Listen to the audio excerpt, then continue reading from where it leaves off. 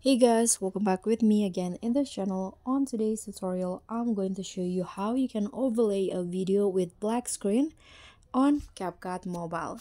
So just start by adding your videos into CapCut like this, and to add the black screen overlay, click on the overlay button, add overlay, and go to the CapCut library. Click on the background category and select this background black screen overlay. Click on add. Okay, don't forget to adjust the durations to match with the videos.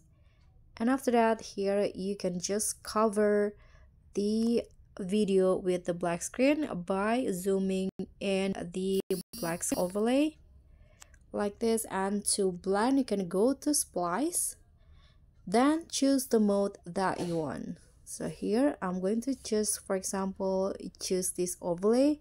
Don't forget to adjust the intensity like this. I'm going to go with 55.